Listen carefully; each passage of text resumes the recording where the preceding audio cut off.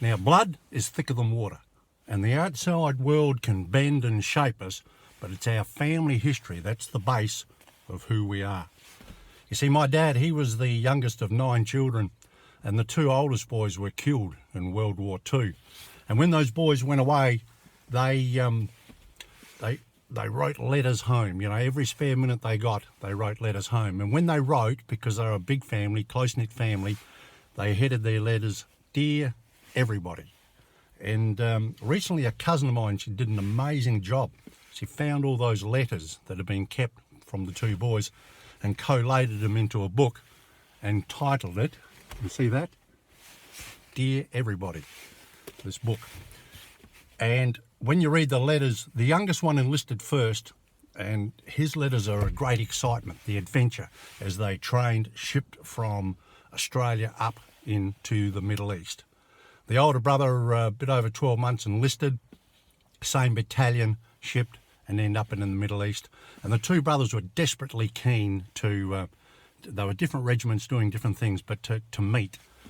And fate would have it that the older brother was standing on a platform, a train pulled up, and in the carriage there was his younger brother.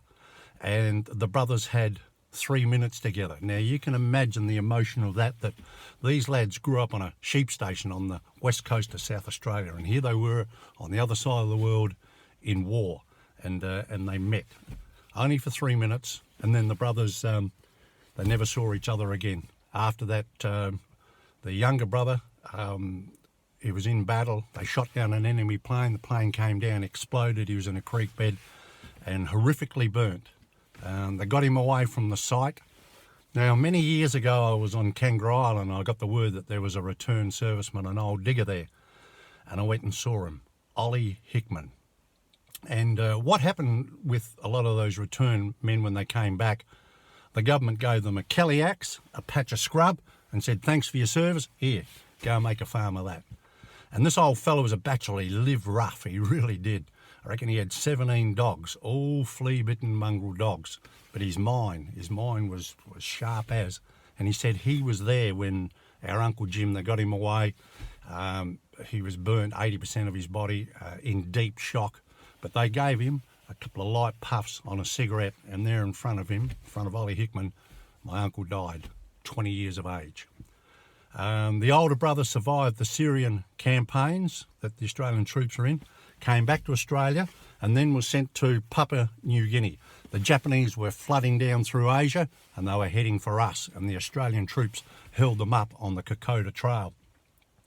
Now, there was a time on the trail where a group, my Uncle Tom and men were cut off from their lines up on the trail, and they were lost. They were in the jungle for 11 days trying to get back, etched down through the jungle back to their lines. And at times they were that close that they could hear the Japanese soldiers moving up and down the trail. So when they finally got down, they were in a hell of a mess, you know, starvation, malaria, gut problems, you know, just fatigue. They were rooted. And Uncle Tom had 7 weeks in the base hospital. In his letters, at the end of that stay, you can hear his frustration that all he wants to do is get back on the track to be up there and help his mates in the battle. And day by day, the doctors held him back. He just wasn't strong enough. Well, fate would have it that they did release him. He went back up there, was wounded. The Fuzzy Wuzz, the New Guinea natives, they carried him away. The records show he was on a stretcher for several hours, internal bleeds, and died of his wounds, aged 28. So now every night I get these letters and I go back and read them. And these men died before I came along, but when